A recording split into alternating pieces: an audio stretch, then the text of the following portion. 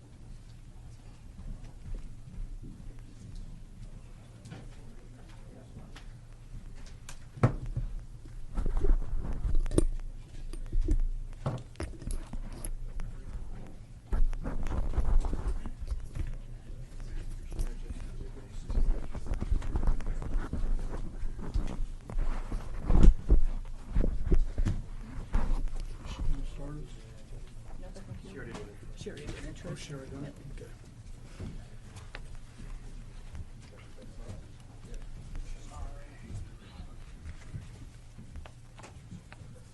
Well, good afternoon, and thank everybody for being here. We appreciate your attention to this and the time.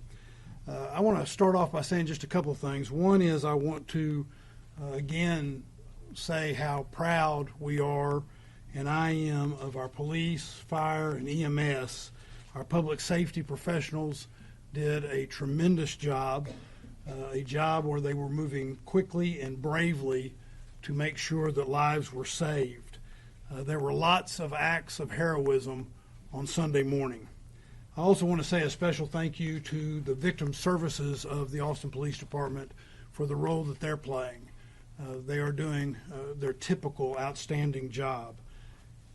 I thank our federal partners on behalf of the City of Austin, all of them. I want to reiterate our appreciation of their professional work.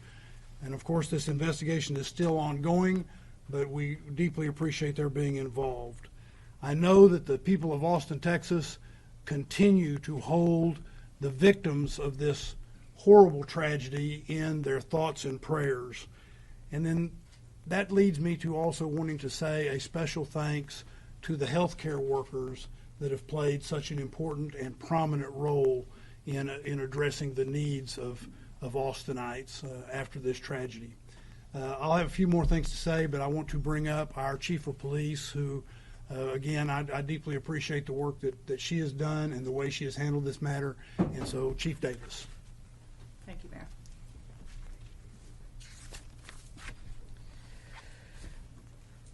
The last 34 hours have been some of the most challenging in my career. This has been difficult for our community, devastating to the impacted families, and challenging to our APD family. I want to thank our federal partners, Special Agent in Charge, and the evidence response team with the FBI. APD could not do this alone.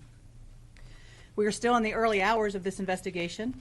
This is a complicated and large crime scene. Our priority is finding answers and the motives behind this crime. I want to thank everyone that has supported our communities and this response.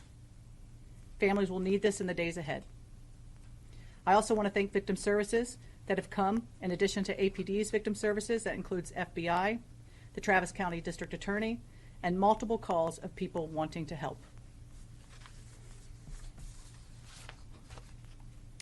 I cannot imagine the grief, pain, and loss these families are feeling today, and my heart is with them. Savitha, Sean, and Ryder Harrington. To the impacted families that are still waiting for answers, we are here for you. A family resource center is being stood up. As we know, numerous people have been affected by this, and we are daily, hourly getting calls of people that have been victimized by this. The department will be releasing information soon on what that looks like. When I arrived on this scene, again, it was complex and very large. The work being done by the Austin Fire Department, the Travis County Emergency Medical Service, and APD was quite impressive. Once the initial scene was secured, we reached out to our federal partners to assist in this resource-intensive scene and to address concerns of potential terrorism. We are working in tandem with the FBI, conducting numerous interviews and gathering evidence. If you can imagine, we have over 150 witnesses to this event that we are working with the FBI. And we are also investigating an officer-involved shooting. As I have committed in the past, in any officer-involved shooting, we will be releasing info as quickly as possible. Later this week, potentially Thursday, we'll be releasing body-worn camera of this event, as well as information on the suspect, including criminal history. Again, we are making, and I want you to know that we are making tremendous, significant progress in this case, but it will take time. In closing, I want to take a minute, as the mayor, echo the mayor, and talk about just the fantastic work that the Austin Police Department with the Travis County Emergency Medical Services did here. Multiple lives were saved. In Texas, we are fortunate to have the Advanced Law Enforcement Rapid Response Training Center, and that's the Alert Center through Texas State University. And that training, there is no doubt that in that coordinated response with EMS saved lives this night. Mayor, I'll turn it back to you. Thank you. I also want to point out that we're joined today by our city manager, T.C. Broadnax, and a council member who represents the downtown area, Zoe Kadri. Before we take your questions, I want to say that we recognize that this is a very traumatic moment in our city. But when I talk about being proud of APD and fire and EMS, I want to also say how proud I am in how the people that are this city have reacted with such great compassion. We are all mourning together and grieving as a group, but we're seeing tremendous compassion and love coming out of the people of Austin. And so I urge everyone at this moment of trauma to reach out to each other and take care of each other and take care of our home. Be with each other. While this is a dark moment, our people are creating a lot of light in Austin, Texas. And what we do for each other matters. So now we're happy to, if there's a few questions, to take a few questions. Can we start over here? We can start over here and then we'll go here. Yeah, has this impacted any plans, security plans for South by Southwest? It has not. We have a press conference, I believe, next Thursday for our spring festival season.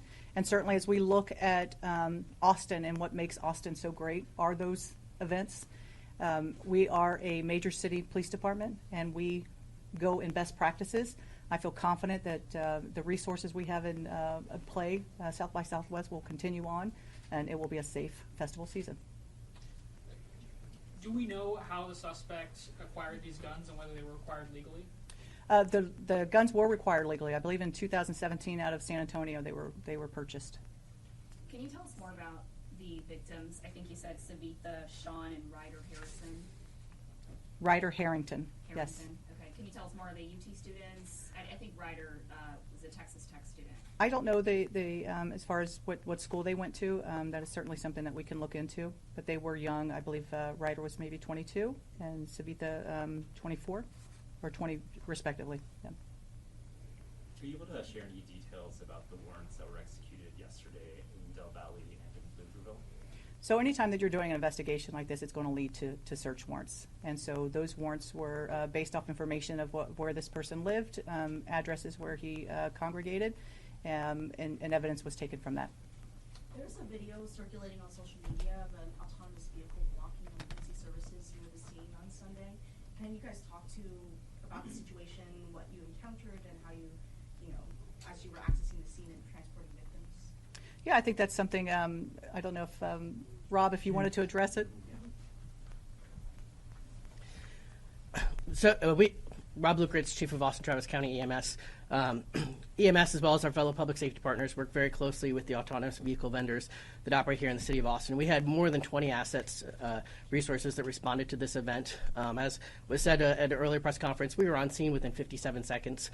And so in the grand scheme of the impact on the overall incident, we don't believe it had any impact on patient outcomes.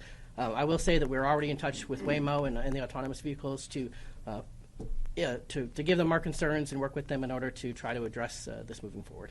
If you guys could raise your hands, please. We'll go here, then Jamal. And for the chief and for Agent Durant, can you explain what more you've learned about the possible motive? And I think it was reported that the suspect had a shirt underneath the sweatshirt that showed an Iranian flag. Is there a direct connection to the war in Iran with the shooting here? So I think for our purposes, as we're looking at the totality of this, and certainly as a police chief, and we're coming in and we're getting this information, and we see those indicators. We see the second shirt with the Iran and the picture of the Shah on that T-shirt as well. We're thinking about events and what's occurring in the country as well. And so, in addition to the fact that this was a huge, complex scene, we're calling in those federal partners to take a look at that as well. And so, again, the motives, all of those things, that's what this investigation is about right now. Go Jamal. I don't mind. Oh, sure. Go ahead. Okay. Go right ahead. Thank you. So I'll add on that, but first I just want to also express our regards for the victims' families, those impacted by this tragic event. It's not just those that were injured or killed, but obviously those that witnessed it are going to be forever impacted. And so just let them know we stand with you, and our thoughts are with you. With regards to the question, yes, we our ultimate goal in everything we do is to determine the motive, right? We're looking for connections that he possibly had, witnesses, as the chief had mentioned. We are pouring through thousands of hours of video. We have massive amounts of both digital and physical evidence, and this is a around-the-clock, 24-hour investigation at this point, and any declarations on what led to that motive would be premature, right? We want to make sure that we have our facts 100% correct, or as close to, or at least we've tracked down every possible lead that we can, because that's what we owe to the victims, right? That's what you guys want answers for, but more importantly, we owe that to the victims and their families to be right. So we don't want to speculate or make any guesses at this stage of the investigation as to what that motive ultimately was. Go Jamal. To maybe piggyback off of that, are you all looking into anyone else maybe connected with the suspect at this time that you know of, or is there anything else about the suspect you can share? Again, we will have some criminal history, some background, that type of thing on Thursday when we address the officer-involved shooting. But as far as anyone else, that's all part of what that investigation is currently. Given some of his interactions with your agency previously, some of the social media posts attributed to him, had your agency or any agency identified him as a potential concern or threat before this? We have not at the Austin Police Department, no. Did you want to address that? No, he was not previously on our radar. Agent Duran, I had a question for you. Yesterday, you mentioned that there was this potential nexus to terrorism that was being investigated. Can you tell us what that means in regular words, and also what those, what we've learned about that? So any act of targeted violence, which is what this was, we're going to pursue all investigative lines, right? And that is certainly one of them, along with multiple other avenues of where this could go, right? It's always very difficult to determine what's in an individual's mind that leads them to commit this type of violence. And so we will continue to, like I said, pour through the evidence, talk to witnesses, talk to friends, talk to associates that knew this person, obviously tracking movement leading up to and on the night of the event, and also going back as far back as we can trace them. That's what the FBI does, and we're doing that in lockstep with our partners, and we will continue to do that until we get that answer to determine what that ultimate motivation was. We'll take 2 or 3 more questions. We're going to start in the back here, and then we'll go to Angela and end with Dante. Thank you. For either the chief or Special Agent Duran, how closely are you working with other major cities like the NYPD, the LAPD? We know New York put out a statement saying that they saw what happened in Austin and they're taking it seriously and it has put them on high alert. Are you talking to other cities? Can you tell me a little bit about that? Yeah, I think, being part of the Major City Chiefs Association, those are, in contact with all of those chiefs and what's going on. And everybody better be on heightened alert. I mean, this is, what happens across the country, we all need to be aware of. And certainly as major cities, you look at best practices and you look at the way you keep people safe. That's absolutely important. And there's probably not a police chief across this country that's not talking to someone. Angela and Dante, you'll have the final question. So yesterday, 3 patients were in critical condition. Has there been any status updates on the hospitalized patients? I believe 1 patient will be taken off life support sometime today, and then 2 other patients are still critical. Can you clarify the victims' names?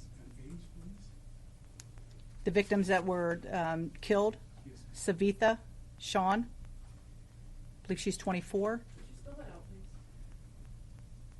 please?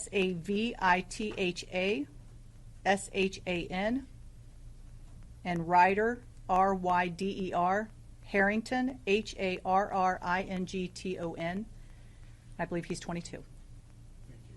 Dante, final question? I'm curious if you think that Austin's recent Safer 6th Street initiatives and things like that contributed to faster police response. Absolutely. When you look at again, I talked about the Alert Center and our partnership with Texas State and what that does. And I made a note to myself because it is, we have CAST, which is our Counter Assault Strike Team, CAST, and that includes EMS, it includes AFD, and APD. And they sit in this very room every Friday, Saturday, and Sunday night to address potential threat concerns from our entertainment areas. And so that is something that we have to be prepared for when you have large events, large-scale events, and we do this in our other large-scale events as well. When you're talking South by, you're talking about other things where there are large crowds. We are there and prepared. So absolutely. If I might add Yep. one thing to that, in 2024, and Chief Luckritz and I talked about this yesterday, I guess it was. In 2024, the City of Austin also created the Downtown Area Command with EMS so that we would be better ready. That's what the recommendations coming from the professionals in EMS said they wanted and needed, that sort of thing, so we would be better ready. God forbid there was a situation like this, and we think that also played a significant role in addition to what the chief was saying. Thank you all.